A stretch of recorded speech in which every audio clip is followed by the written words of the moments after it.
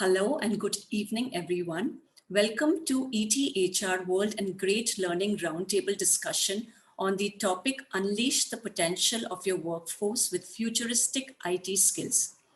I'm Puja Bothra, Senior Content Lead from ETHRWorld and your host for this session. Today, most of our guests are from across the ocean, and I'm delighted to introduce them to you. Nadeem Dagher, HR Leader at Trane Technologies, Middle East and Africa.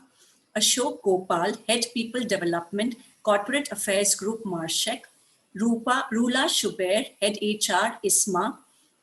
Tanaya Mishra, Global CHRO, Essar Group. And Ritesh Malhotra, Head Enterprise Great Learning.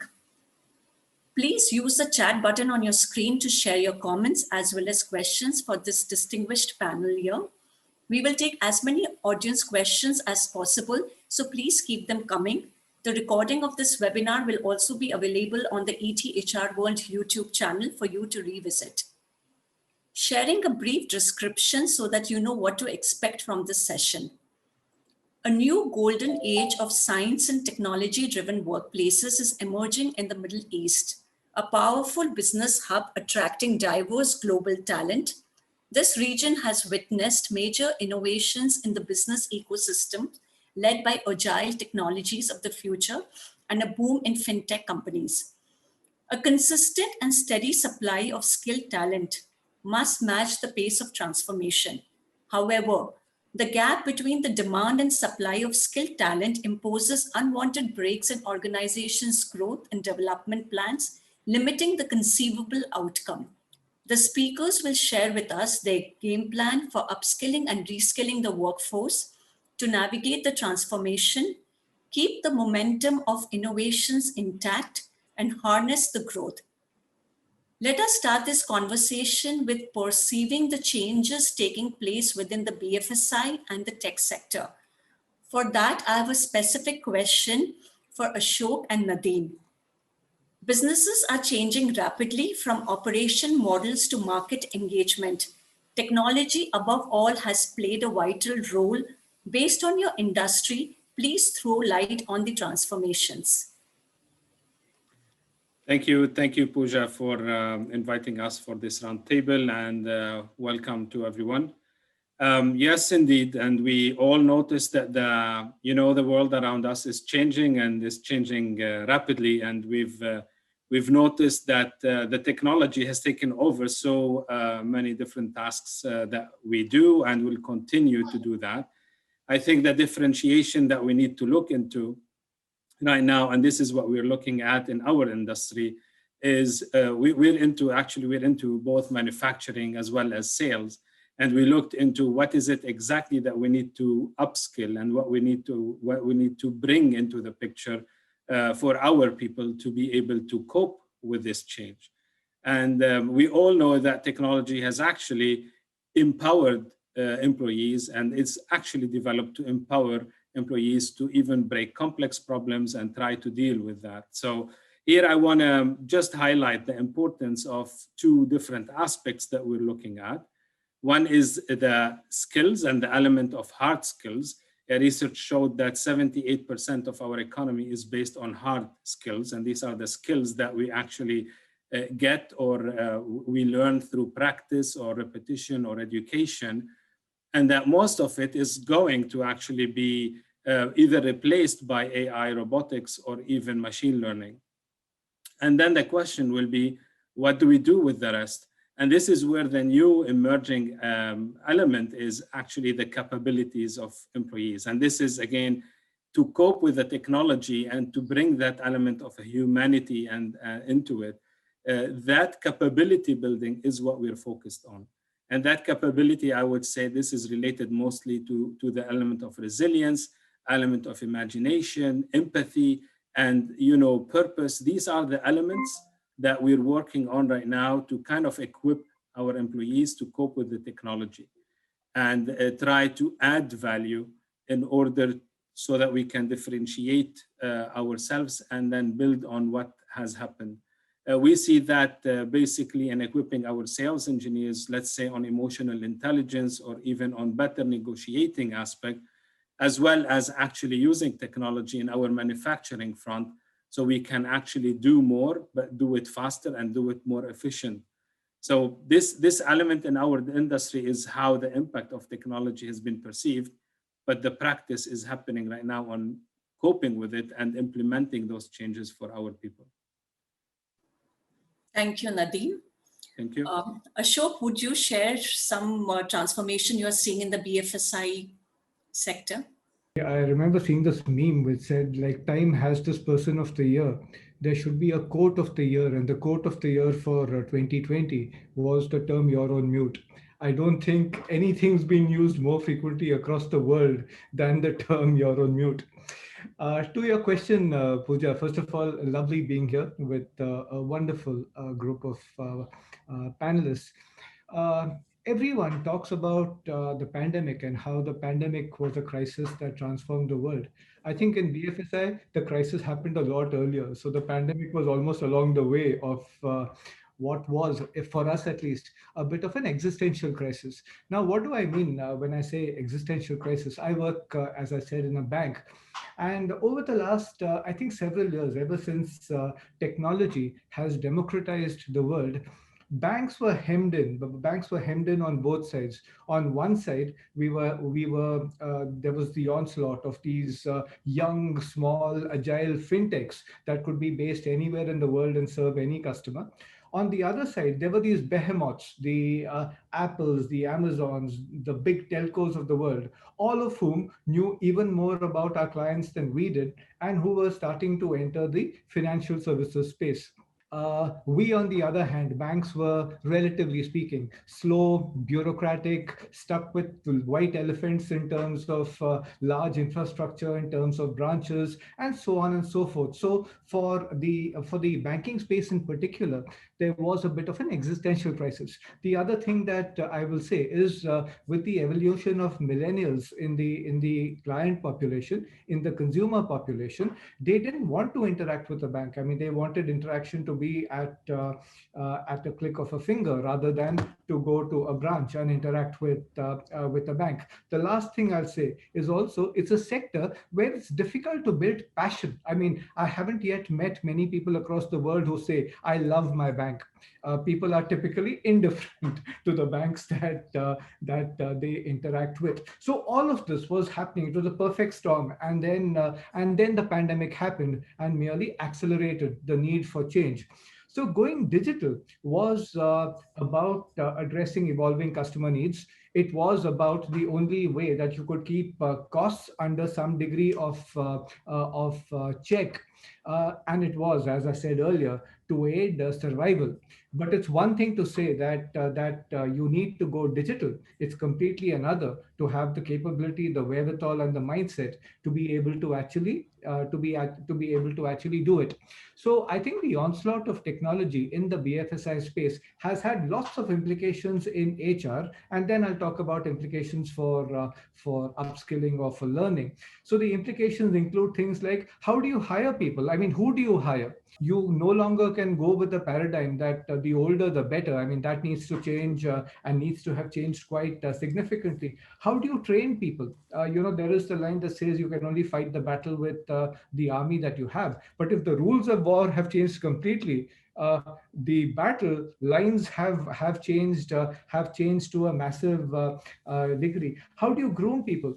And how do you shed a mindset that existed in sectors like banking, where growth, position, etc., was directly proportional to age? So a 50-year-old was vastly superior to a 30-year-old. All of these had to change because of the way the consumers evolved and the way digital evolved. So some of the areas that we had to look at in terms of gaps, in terms of talent. The most obvious one is digital, so I'm not going to elaborate on that. Everyone knows of that. My friend Nadeem spoke a little bit about soft skills. Absolutely. The irony is, in a digital world, I think the importance of emotional intelligence and empathy, etc., has never been higher. So far from lessening the impact of things like empathy, the digital and technology has actually amplified the importance of those. a talent gap. How do you manage a virtual workforce? Because suddenly you have people who are not based around you in your physical workplace, but could come from any part of the world.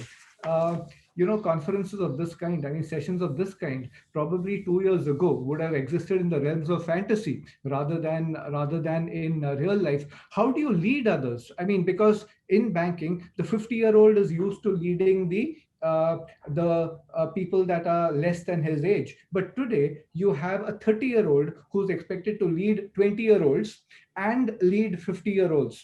How do you train current leaders to shed their ego and recognize that you have to learn from a 21-year-old, and it's a matter of survival? So how do you train leaders to become more humble in terms of their ego? And lastly, why all of this on one side, even when it comes to learning and development or training delivery methods, if I think about banking, till the same time last year, I'd say 80-90% of all training happened in the classroom.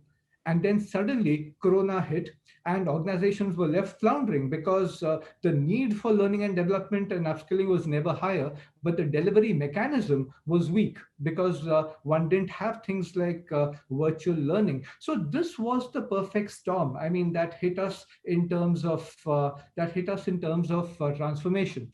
I think we've evolved. I think the sector has evolved quite significantly during this period. But unlike many others, it isn't just about getting better. For us, it is about survival. And we've been able to wend our way through this period with some success. That's the background as we see it Yeah. in our. Thank you, Nadeem. Thank you, Ashok. Since great learning is on the opposite track, constantly updating its programs to serve industry, we could get an industry agnostic view from Ritesh on, how are you creating talent development programs for the industry? Thank you. Thank you for bringing me in, Puja, and thank you for getting us all together. So look, when we think of successful talent development programs, we essentially think of three components. We think of high quality content that's built with credible educational partners. We think of high quality delivery mechanisms that can serve customers across time zones. And third is we think of an integration of the outcome with HR and L&D and with business, right? Because ultimately these learners are going to serve a business. So these are the three components that we think of when designing any new program and any successful program. Now, on the first one, all of our speakers, including Nadeem and Ashok so far, have talked about how digital is transforming their industry and how they're trying to develop talent in that area. So if I talk specifically about digital, the three towers of digital, whether it's data, whether it's tech, or whether it's UI, on all those areas, we have high quality programs that are available for both freshers as well as mid-tier, as well as executives in their organizations. These programs can range anywhere between 3 to 6 to 9 months in duration, and these are available for both people to absorb and then upskill. As far as delivery goes, which was the second aspect of a successful program, most of our programs are blended in nature. So they have a mix of some high quality concepts, which the learners can absorb at their own pace. And then there is a lot of teaching that we do. We believe, the best model of learning and educating people is in the cohort model, unlike some other edtechs who believe in the purely self-paced, bite-sized learning model. It may have worked for them, it doesn't work for us. So our programs are always a combination of concepts as well as teaching. So that happens with our instructors and academicians. So that's on delivery, and this we do for customers across the time zone. So it can happen anywhere from North America to Southeast Asia. Across time zones, we are able to deliver programs. And on the third aspect, we love to work closely with HR and with business leaders. So because if we understand the requirements and if we understand the outcomes that are expected, then we can design that much more specific program. So I would say these are the three components that make a successful program for us. And this is how Great Learning deals with these three areas. Thank you, Ritesh, for sharing that. So knowing the critical skills of tomorrow and upskilling your workforce with these technologies is going to make your organization future-proof. Nadeem has already shared with us, hard skills, soft skills. Ashok has further told us where the knowledge gaps are there in the banking industry. So to that point, Rula and Tanaya, I would like to know from you, what is your talent development strategy so that they pick up present day skills and stay secured for future workplaces also. Rula, let's start with you. Okay. Hi, everyone. Thank you for giving us this opportunity to be with you. And I would like to start with the journey of United Arab Emirates from the beginning, that how is the UAE has succeeded to transforming itself into a global country and a regional business. Also, they attract skilled talent from around the world, as everyone knows that underlining the economic growth has been a strong and productive government sector, which has embraced regulatory and reforms, as well as technology, and committed to the world-class digitization of our country. So we started in UAE since 1999 with the e-government, and then we end up to the smart government and digitalization for all sectors. And also we have a good practice when it's come to the different growing skills and the gap between the skills and the employment. So you may hire someone who's not skilled enough or not into the standard. So this was the challenge faced all recruiters around the country, I guess. So the significant gap between the organization skill needed and the current capabilities of the workforce, it turned to be a national program of advanced technology, which is taking care of everyone, individual and employee, student also. And this program is taking care of the advanced skills for everyone. They work in different elements. They have different elements. They have a clear strategy. And one of the elements, for example, the strategy to include definition of advanced skills. Like, what is the advanced skills? They come out with 12 different skills have been identified for the UAE and in 4 main categories: basic skills, competencies, personal traits, and specialized skills, which is the 4 main area for anyone. So we can talk also about the second elements for this, to develop the skills and the measurements of the mechanism of all of each organization, and also to identify the target group. So we have, as I mentioned before, different target group, such as a student, the undergraduate, the people who has the mid career, and the expat, the people with 15 years experience and above.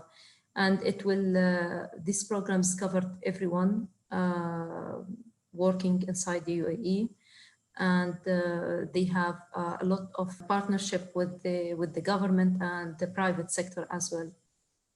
Thank you, Rula. It really sounds like an interesting and a very comprehensive program. Over this conversation, we would like to know more about this program. How long are these courses? Are they classroom based or are they on the job? So it'll be really interesting to know more about this program, which we will cover eventually over this conversation. Tanya, over to you, your strategy to upskill employees, and also if you can put in how it has changed over this last 1 year. You know, the strategy a year ago and the strategy maybe now in last 3 months. Is there some kind of momentum that has got built even in this 1.5 years? Okay, good evening, everyone, and it's an absolute delight to be here. Thank you so much for taking us into this discussion and the panel. So I think it's one size doesn't fit all, Puja. So therefore, what we have to do is to understand what is really the kind of audience that we have, or the kind of employees that we have, right?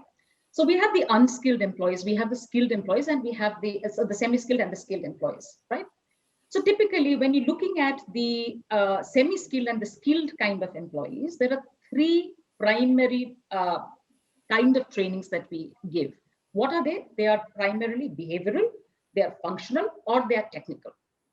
Now, technical skills are something which any organization cannot afford to do without. So everybody has to be trained. You know, engineers just have to go and do engineering. So they can't do something else because that means that, you know, you're just not qualified, right? So what it meant is upskilling certain things. Look, e-learning platforms were always present, and I'm sure my colleague there, Ritesh, will definitely say that, you know, e-learning platforms are obviously there. But what happened during this 1 year before and 1 year after is the push and pull mechanism, right?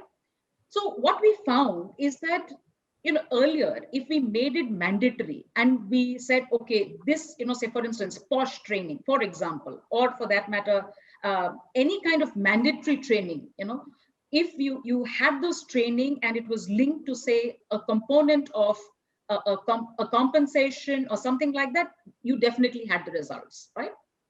But when it was something which you were trying to push, we found that the results were not as high.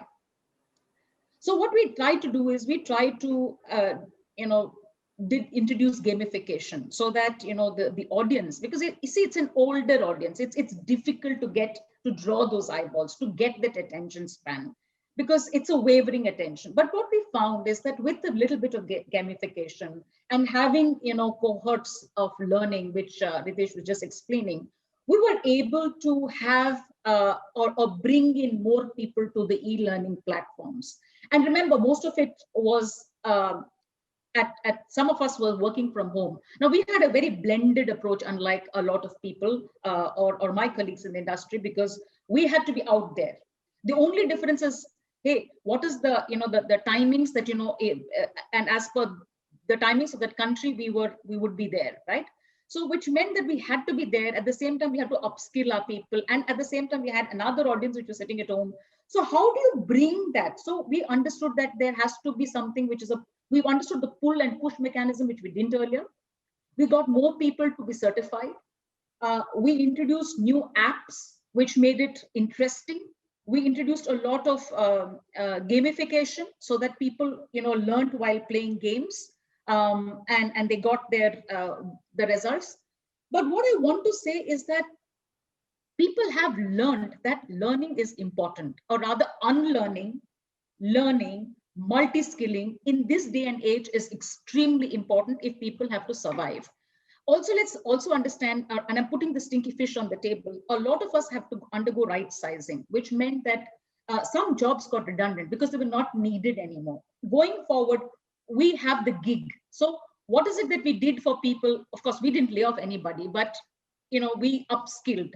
And people where there were redundancies, we kind of said, okay, upskill yourself into this, so we could put you somewhere else. So the plug and play mechanism, which was not there earlier. So I'm trying to say a lot of things, Puja, but as we move, you know, the story will gradually. Sure. Got your point. So Nadeem, you spoke about, you know, robotics and machines also replacing humans for certain jobs. So, and Tanaya talked about, you know, upskilling is a way to reduce redundancies. If some jobs have become outdated, maybe some new jobs have come and we got to skill them, you know, with respect to the new jobs. So how do you align your talent development programs with your business goals? So, you know, because your business is a very upcoming and new business, you know, it's sustainability and all. So if you can throw some light out there. Yes, thank you. Thank you for that. And truly speaking to the point that you mentioned, aligning the training or the development approach to the business goals, this has been something that we've been, you know, rethinking about in light of the new digital disruption that happened. And in fact, we started now on an A3 project to revise our what we call Trane Academy approach. We have an internal academy for all the courses that we deliver. So how can we actually upgrade all the courses and try to leverage the digital approach, as well as what my colleague mentioned, the gamification approach, in addition to many other new ways to kind of deliver a training that is relevant. And also we noticed another element is when we link the training need to the business problem, we try to put it in an environment that we throw the problem to the group or the employees who are aiming to be trained on something. We give them the foundation, we give them the training, but then we link it to the business that we're trying to resolve. And then we ask them to apply immediately.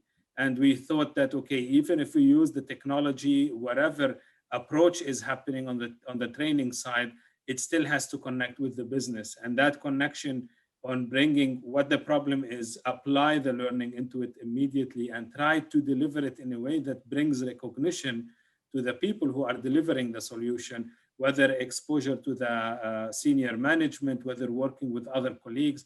This combination has actually delivered better results on making sure that the learning sits, as well as it continues, and we see it in the day-to-day activity. So this is as far as we speak about, the sales of the soft skills side of our business.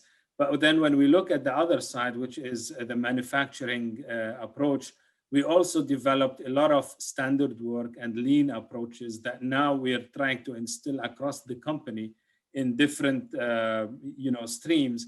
This type of learning is actually going to help us do less of the wastes that could be, increase productivity, as well as trying to see where are the technology opportunities that we can integrate into our day-to-day type of operations. And what I want to highlight here is doing or bringing the robotics or the AI or the machine learning. It is not actually about doing the same thing and doing it faster or more efficient. The magic is not there. In fact, the magic is actually doing it in a way that actually brings the teams together. It brings the elements and the capabilities out, and brings that learning that will continue with the people, and then will flourish into more innovation, into more creativity. And that's how we maintain the sustainability and the continuity of blending the technology with the training and the development approach. Very true, Nadeem. And to that, I would also like to add innovation. So learning is very important, that not that you learn how to work, but you learn how to work differently, and you think out of the box, and you are an innovative workforce. Ashok, yours is more like a legacy institution, banks, and you spoke about 30s coming into senior positions. So my question to you is that, how do you send your 50, 55 plus employees who are in very senior positions to the classrooms to learn and unlearn? And how are you teaching these 30-year-old soft skills like empathy? So what kind of learning programs are you introducing, and who are you partnering with for those kind of learnings? Okay, I think I speak on behalf of the 50-year-olds when I say that there isn't a choice. I mean, it's a matter of if we either embrace it or we depart. It's as simple as that. I don't think there is I don't think there's a choice in the matter. Now, see, one thing that's important for me to say is that if I gave the impression that the older lot don't have a role to play in today's day and age, that wasn't the intent at all. I mean, so let me hastily clarify that there's huge value that comes from the experience that they've gathered, be it sectoral, be it about the way to work with people, be it about other aspects. There's a lot to gain from that.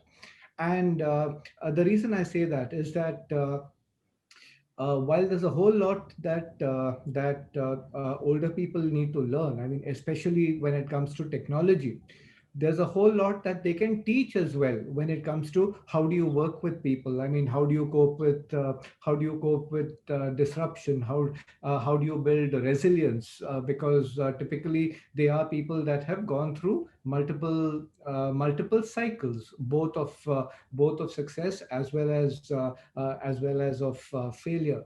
Now, the reason that I talk about this and link it back to your question is that in recent times we found that we do a whole lot more learning using internal resources.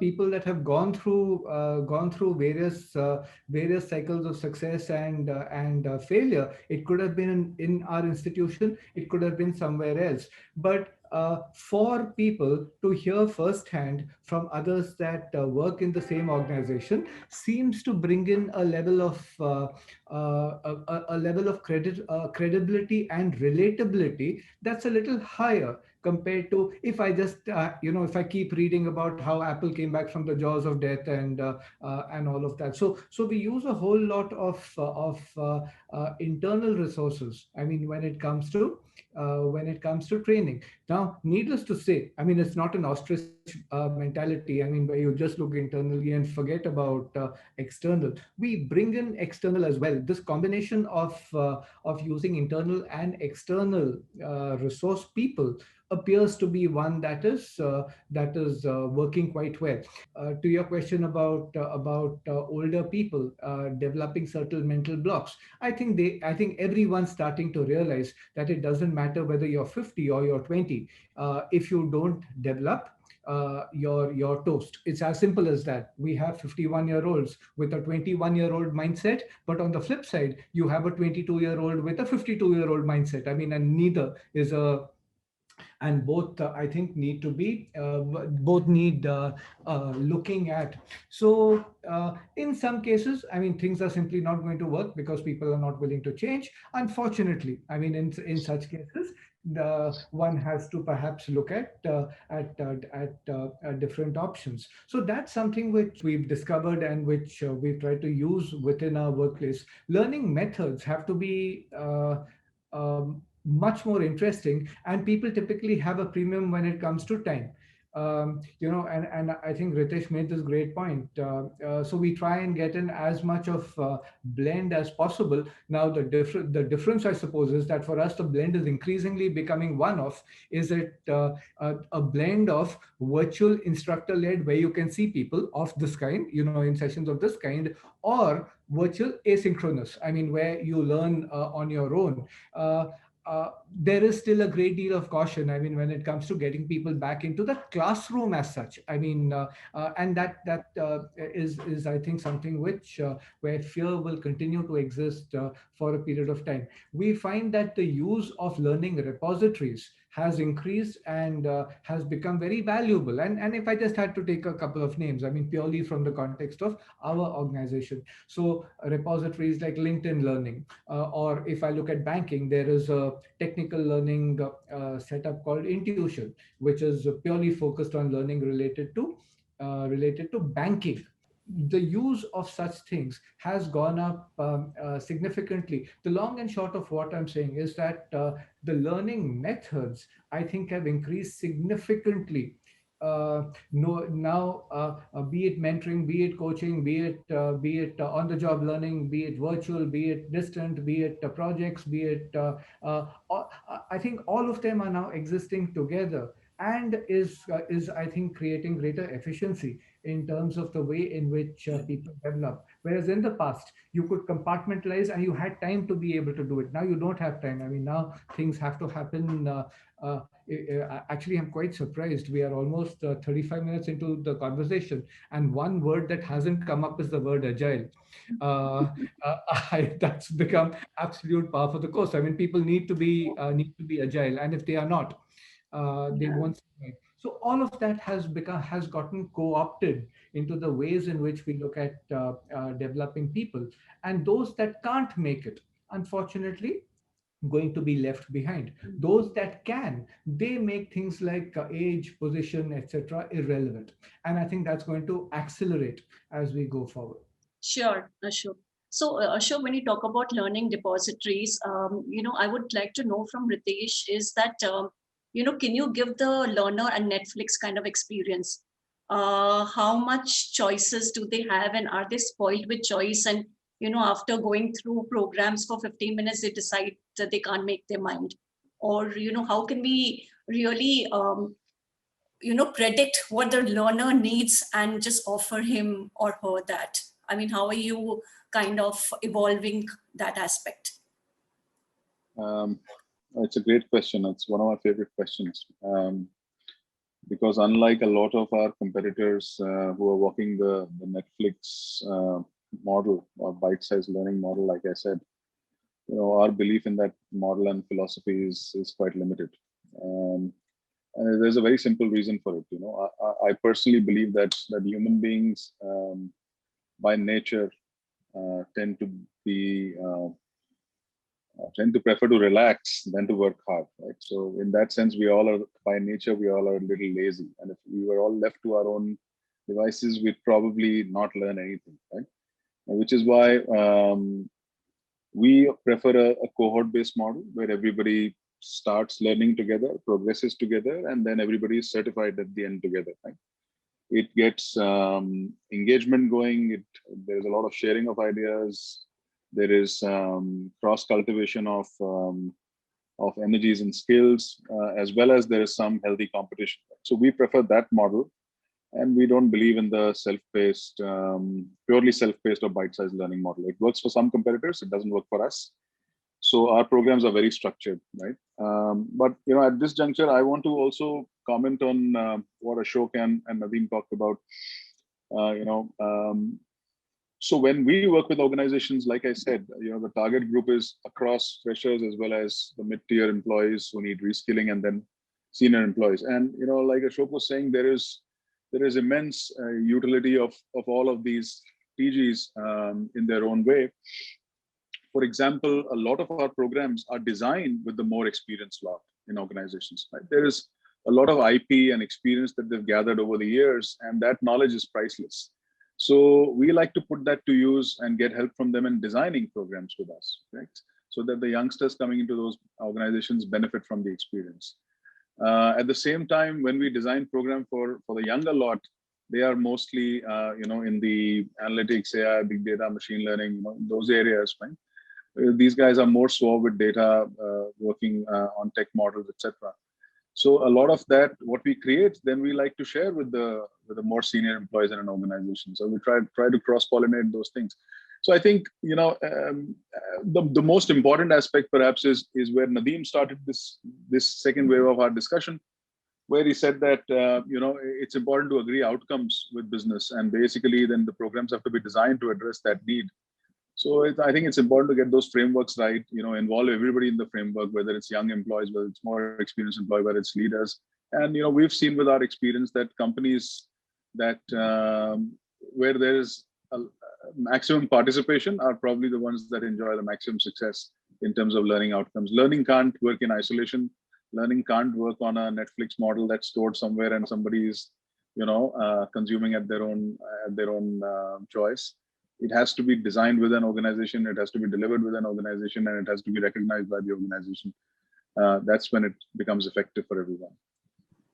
Sure, thank you, Ritesh. Rula, what about your organization? Is learning only the CLO, Chief Learning Officer, or the CHRO's prerogative, or it is an agenda, that the CEO also takes attention and it is within every verticals? So why don't you share? And how do you justify the investment for learning? I mean, how do you, the business case, if you can throw some light on that? Thank you, Puja. This is a good question, especially in the pandemic time. So the current trends are to accelerating the needs of enhanced skills, which make the COVID-19 or the pandemic opportunity to accelerate the learning and to adopting to fully digitization approach, and to create the best in-person learning through the live videos or social sharing. This also like decrease the cost of the learning in classes or on the sites, and also give the opportunity to people to move to the new era, like my colleagues or my friends here mentioned before. So we got surprised that the number of training for each employee has been increased during the COVID. Well, this is like it's increased to be the double. People get more to attend the webinars and the live trainings, which make their appraisal or their work or the skills become better, or they improve. Let's say they improve the knowledge, the skills. They become open to other areas also, not only in a specific area or technical area or their area. They go out from their comfort zone, which is make difference inside the organization. Thank you, Rula. Tanya, I would like to know from you, how do you create the value back of your learning initiatives? But before that, I'll take an audience question. Somebody wants to know, do you believe in build or buy? Whether you should build talent or buy talent when you need somebody for specific future skills. The floor is open. Who would like to answer that? Anybody can go ahead. Based on your, yeah. Very quickly say it can't be one or the other. I mean, it has to be a combination of both. You want to buy certain talents because they are singularly lacking in your organization at present, and having someone in can accelerate the process of change. But you want to build talent because whatever it is, I mean, and I'll use a phrase I used earlier, you can only fight the battle with the army that you have. If you're looking constantly, I mean, to just hire talent from outside, you're not going to be able to survive for too long. So it'll have to be a combination of both. You have to be open to both. Sure. Thank you, Ashok. Tanya? Okay, so I'm going to answer this in a very, very business-like proposition, like we normally do as CHROs. Look, it's not about what's the fad. It's about understanding what is the annual business plan for the organization, and also deciding what is your operating expenditure and what is your capital expenditure, because a lot of the software that you're going to buy is going to really cost money. What it also does is that the organization looks at the futuristic, the future of wherever we are. So, if you need to buy, say, a Candy software or a Sales Pro software, then that's what is very, very necessary. And if you're buying that, then obviously you're going to invest in ensuring that your people have the qualification to do it. Now, Ritesh spoke about certain models. It's not about whether for some probably a cohort learning works, but for others, what I have seen is that we do have programs, and we've, in my erstwhile organization in Accenture, we did have a lot of graphics introduced and a lot of graphic user interface. For instance, we did a lot of design thinking workshops and did away with PowerPoints, so we therefore engage with the stakeholders. So I think that the way the learning is, one size doesn't fit all, just like your own question, which you just said, should you buy or, should you just acquire talent, or should you, promote talent within? I think it's always a blended approach, So learning is also like that. So is with talent acquisition. I think some amount of fresh talent is necessary to get an infusion of fresh blood. Same thing with training programs. And so you need to upskill. For instance, we have bots. We have Python bots, so that we had to answer queries, because, it's a one-to-many. For instance, we've gotten SharePoint. We've gotten the erstwhile concept of a radio because during this pandemic times, you needed to have communication. Now, communication is not necessarily training, but it is definitely learning. It's definitely ensuring that people understand where the organization is going.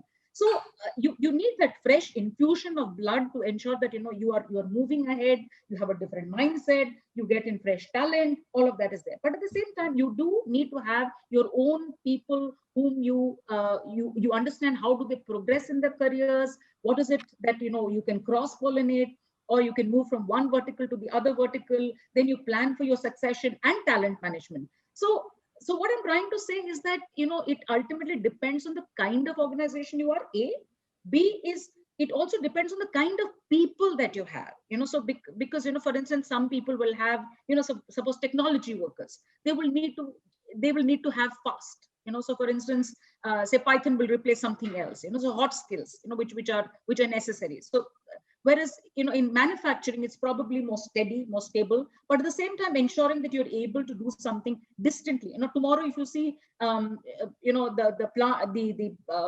oil rigs being built by machine, yes, some of it is happening. Steel plants do have machinery, but you still need that engineer to be there. So I think it's about understanding, not crystal gazing, but crystal ball gazing, but trying to understand what really is going to be the future, and how do you ensure that you gradually move. Now, also the learning curves are becoming shorter, Puja. So earlier, what we had was for 30 years is probably now going to be 3 months or maybe 3 hours sometimes. So that's really the kind of it's difficult to predict anything at this point in time, because it's a VUCA world and things are changing very, very fast.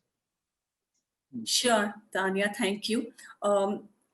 Another audience question, what kind of process does Great Learning follow when signing up international partners? Ritesh? Well, that's a tricky one to answer.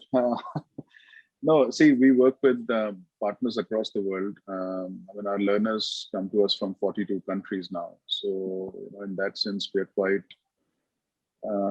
fortunate to have had experience of working with both learners as well as sponsors across time zones.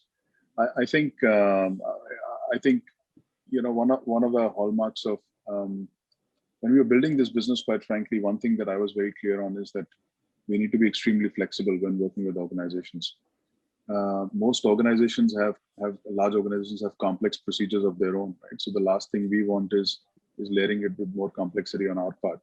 So our frameworks are quite simple. We just insist on working closely with business, working closely with HR, working closely with L&D, so that we can understand the organization and the learnings outcomes quite clearly. And then after that, we are able to create programs that fit their requirement. And then we are able to create service models that fit their requirement, because many times learning and education is not as much as it is about the product of the program. It is also about the service that you provide with it, right? What support do you lend to every learner? What support do you lend to the sponsors of the programs? What sort of governance cover can you provide to them? So the organization really realizes that learners are progressing and they'll be effective in their job. So I think we're quite flexible as far as models go. Whatever the organizations prefer, we can retrofit in there. What we are fussy about, for want of a better word, is working very closely with business, HR, and L&D, so that we understand the objectives and then we are able to design the program and the service model to fit the organization's requirement. Thank you, Ritesh. Nadeem, do you use metrics to measure the success of your learning programs? Yes, we do, but we have not yet exploited the whole era in this. We've been in discussions in terms, okay, if we do implement a certain training, how do we measure? So some of them are measured basically on the level of satisfaction. Some others are measured in terms of application, in terms of feedback from the managers as well. We have not yet, we're in process actually in putting one generic metrics for how the learnings are actually being evaluated, whether it is satisfied or not, and also whether we are in a position to evolve a certain program that we have. So this is currently happening right now, and we're in progress of doing it. Yeah. Sure, thank you.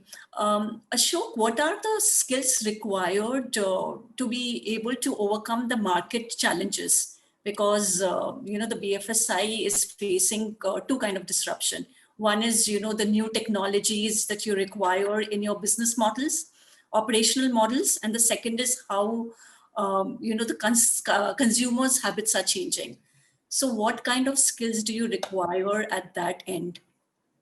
No, I think this is something which has come through the course of the conversation this afternoon. I mean, so be it about having an innovative mindset. I mean, and so creating programs that allow a person to think differently, or be it about creating structures. I mean, that allow for things like innovation to happen. So the reason I'm bringing in things like structure is, one aspect is about development, but if you don't have a structure that supports development, I mean, you're going to be left floundering. So creating agile operating models, I mean, that allow people to come together, now obviously virtually, but in the past, co-location. The soft skills that Nadeem spoke about at some length at the beginning, I mean, so things like empathy, emotional intelligence, aspects like that, all absolutely pivotal. Being able to manage, Tanaya spoke about the VUCA world, people who can cope with that. And there's a limit to how much you can train them. I mean, some people have it. At least you can help them. Some people don't. Those that don't, you can use training development to stop them from being a train wreck, but you can never bring them to the same level as someone who has those, who has that particular mindset, or who has the skills that are ingrained in him or her. But I think those are the types of things that are necessary. So being able to manage ambiguity, being able to manage a world where things are changing and changing by the day, being able to manage a world where your clients, internal as well as external, are all over the place, unlike the past where they were seated in the next cubicle or the next cabin. Being able to manage a situation where customers are using benchmarks that come outside of your industry. I mean, the most obvious one is everyone is talking about a Netflix. And let me not talk about Netflix from learning, but if I talk about Netflix from a user experience standpoint, a client says, why can't a bank give me an experience that is similar to a Netflix experience or an Amazon experience? So having people and mindsets that allow you to think cross-border in terms of reference points, rather than being cocooned into our sector alone. All of those become important, and I suspect that to whatever degree they hold across sectors, it merely might be more intense at the moment in BFSI, but I suspect it's true across every single sector in the world. Thank you, Ashok. And, you brought a very interesting point that, aptitude is still very important. I mean, to a person who gets things intuitively would learn faster than a person who's just not, meant to do that kind of work. And I think for market engagement, till now, aptitude and the skill that you have, inborn skills are more important. I don't know if you're directing the question at somebody, Puja, but we always say we hire for skill and train for attitude. And I guess that, every industry has a certain bit of aptitude that they evaluate people for when they do the talent acquisition. But yes, there will be some who are fast learners and some who are not so fast learners. But what you're looking at is that, you're looking at the soldiers who are who are able to deliver as per your organizational needs. So therefore, it's essential to remember that you need different categories. You can't have that one bright and high, one potential, or a bunch of them, because that's not going to drive your organization. One has to understand what is the need. For instance, of course, I worked in the BFSI space, not in the banking space. You do need a lot of people in the tellers, right? I've worked with retail, you do need a lot of customer service people. I've worked in the BPOs, you do need a lot of people, who are answering those calls. And that's really your bread and butter, and in my case, engineers. So, sorry, I know that was probably not meant for me, but I took it. No, sure. So, Rula, when you are hiring employees for a particular job, so what is the process you follow to, evaluate their skills? Whether you're hiring from the academia, Of course, marks is one thing, but what are the other things that you require, or how do you gauge, who to hire and how, and their skills? Yeah, I would like to thank the Ashok and Tanya for their points, and I would like to add more. It's about the story. It's about the leaders, and they can reskill or upskills the workforce to deliver the new business model. We have a different expectation, or the companies, they have different expectation from either the leadership or the employees, the mid level employees or the new joiners. So we need to choose our employee based on the organization strategies, or what they are looking for to the upcoming years. Things is change very fast. The requirements also changing in a very dynamic and very quick. You cannot imagine that the employee which has been employed last year is totally different than the one we are looking for this year. So this is really a big challenge for us. That's why we go through the skills, the skills. We need to focus more on the psychometric test, to know exactly our candidate, they are able to grow, to grow in their journey inside the organization or not. Some people they are ready to change. Some people they are ready to get better skills. Some people they are anti change. So we need to focus more on choosing. So, I'll just take one or two audience questions now. In a blended learning model, what would be the ideal split between virtual classroom and self-learning? Is there any ratio which is proven to work well? So, you're right. I mean, when we look at the blended learning, we looked at we did apply an approach not too long back between having a blended approach, something online with a practical approach, and some articles, videos. So to me, the best approach is the way I see it. It shouldn't be totally digital. It should be at least between the approach we follow is 70-20-10. So that's 70-20-10. The most important aspect is actually, in my opinion, the application side on the job. This is where the learning is actually taken. That the others can be blended between case studies that we follow in different trainings. It could be videos, self-paced approach. So that blended approach, to me, it has to be geared towards the experimental part of that training. The learning, it could be bite-sized, but if that learning is not actually linked to a problem that we're solving or a skill that we need to build up and effective coaching into it, to me, it still it continues to stay as as just knowledge taken, not being practiced. Yeah. So in my opinion, a blended approach works, but the focus should be on the implementation, not the knowledge given. It has to be more on how do we apply it, how do we monitor it, how do we find the value of that application that we focused on. Sure, thank you, Nadeem. So talking about implementation, Ritesh, there's a question for you. Can you share some of the post-learning value adds that you are providing to businesses? Yeah, let me first comment on what Nadeem said, because that's an area of interest, and then I'll come to this question. So on the question of blended, I don't think there is a set percentage that can apply. It really depends on the domain that we're skilling for. For example, if I talk about tech skills like cloud or full stack, these tend to be more project work oriented.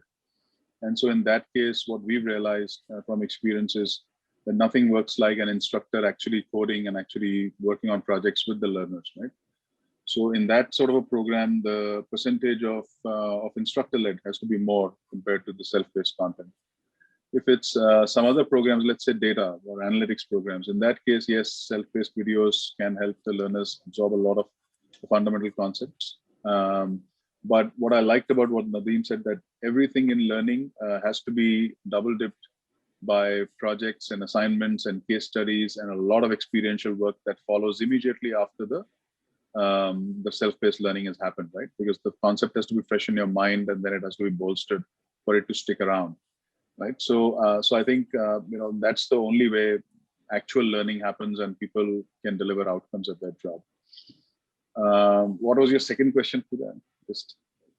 My second question is that how are you, claiming a value add to the business when you are doing a partnership with them? How do you justify a value add to their businesses? I see. No, so see, one clear way is in the context of fresh employees coming in, right? If we can shorten their learning cycle or duration within which they learn and become productive for an organization, so that's a clear, tangible saving for a company. That's very, very measurable. And then second, in the context of upskilling current employees, there is a cost of attrition involved. If somebody were to leave and you were to hire fresh, then that cost clearly goes away in the context of reskilling, as well as if the person is more productive or is able to, let's say, attract a higher billing rate in the case of a services business, then that aspect is also clearly measurable. The ROI can be measured. But apart from these two very measurable, hard dollar impacting measures, I think the softer side of this is invaluable, Puja. When an organization invests in its employees, it's a very clear signal that it's an organization that's willing to take care of its employees. It's willing to give them a growth path. It's willing to invest in their careers and futures, and I think that is priceless. You can't put a dollar figure on that. So that's how I would say we should look at learning. Just one last question before we close today. It's open to the floor. Do you need to provide incentive to your employees to go for learning programs? Tanya? Absolutely not.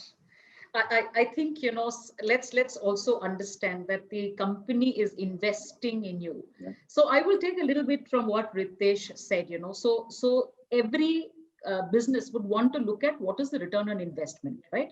So because when you are spending money on employees, you want to also, you also want to proportionately, the business should grow for you to make sense, right? So, and then let's understand that the company is investing its dollars on you because it sees value in you. It sees both tangible and intangible values in you. Yes, it's probably a good thing to have, say, the employee to feel good, like Ritesh was saying, that when you say that, oh, you got this program that you've been nominated for, you feel great, which is recognition and engagement and all of that. But providing an incentive, I mean, that's a little bit much, I think. But yes, learning is a very, very important part, particularly considering that the learning cycles have changed. And then let's look at how the technology is panning out. So today, for instance, you have artificial intelligence, you have bots, you have data analytics, you have predictive indices, you have a cloud, you have blockchain, you have Internet of Things, you have full stack programs. So every organization is wanting to upskill. And it is not just, it's just not something which is only the tech people are doing. It is across, immaterial of your grade, immaterial of your pay scale, immaterial of how old you are. Like, Ashok was saying, he's got 55-year-olds. But, today's day and age demands that you're constantly, ahead of the curve. Because, you see, redundancy is setting in. Things are becoming fast and nobody really wants to be a dinosaur. And remember, even impossible is saying, I'm possible. I just said this thing, just to very quick add on to what Tanaya said. Look, the incentive is the learning. I mean, you cannot incentivize anyone else. And let me exaggerate this a little bit. If someone has fallen into a well and is drowning, and you're tossing the person a rope to try and clamber out, you're not going to give the person an incentive to grab the rope. And to some degree, learning and development is actually fulfilling that role. I'm exaggerating it a little bit, but to repeat what I said earlier, the incentive is the learning. It cannot be you are incentivized to learn. For those who demand incentives, there's probably a larger issue at play that needs to be addressed. I mean, certainly not providing incentives to learn. I agree with Well comments said. from both Tanaya and Ashok. I think employees need to realize that organizations investing in them is itself the biggest incentive. Perhaps the only thing that organizations could do is actually show them a growth path, so that people know that with the time invested, investment of energy, time they spend away from families learning, there is a growth path available within organizations, and that benefits both the organization as well as the employees. Right. But certainly there can't be a dollar incentive for learning. Sure. If you know of any company that offers it, please let me know. I'd be very keen to work with them. Yeah, so would I. There would be no way we could calculate ROI if incentive was given for learning. And thank you for all your insights. You were an excellent panel. I really enjoyed myself. Thank you so much. We are conscious of the time, so we'll have to close now. Thank you, audience, for being here. Thank you, all of you. Thank you for getting us together. Thank you. Puja. Thank you very much. Meeting up with all of you.